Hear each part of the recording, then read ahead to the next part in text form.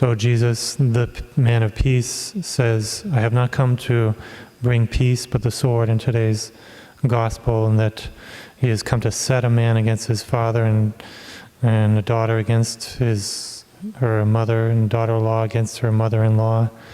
Whoever loves father or mother more than me is not worthy of me.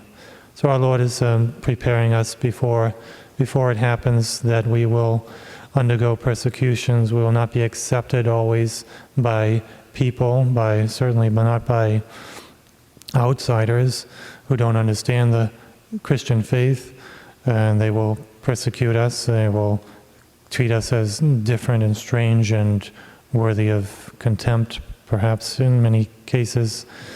But not only from those people who don't understand us, we expect that, but we don't expect it to come from our own family members. But our Lord is saying that that's going to happen at times as well, and we need to be prepared to stand for Jesus, stand for our faith, and continue to practice it and to preach it and to observe it in the full effect of the teachings of Jesus, and not to wane or not to diminish our practice of our faith because of the pressure that our family members or people outside of us will bear upon us.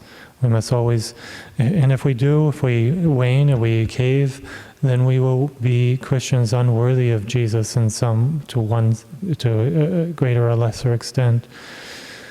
And so the cross is placed before us by Jesus. We as Christians have to be made of metal, made of strength, made of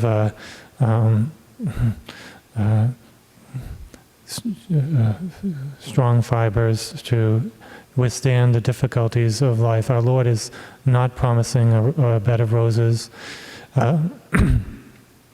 with our acceptance of Him, but the crosses from outside, from near, but also even within us. Within us, we see the struggles we have to bear because of our weaknesses and our concupiscence. So struggles everywhere, outside, near, and within us, but also from Satan too and his temptations. So life is a battle and a difficulty, and we are called to accept this, expect it, be prepared, and to use the means that we need to fight this fight.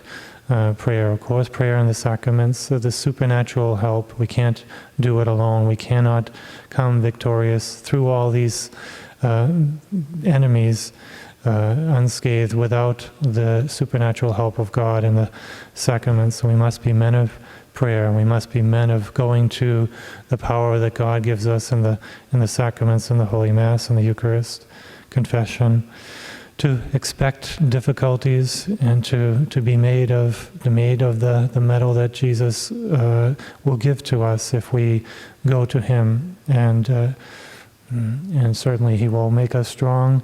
He will make us strong, not in ourselves, but in Him. And we don't expect ourselves to be strong, but in ourselves, but certainly in our Lord. So let us go out and face the difficulties of life, face it, accept it, not cower, not avoid, and not to shrink from the practice of our faith, but the full practice with the help and strength of God.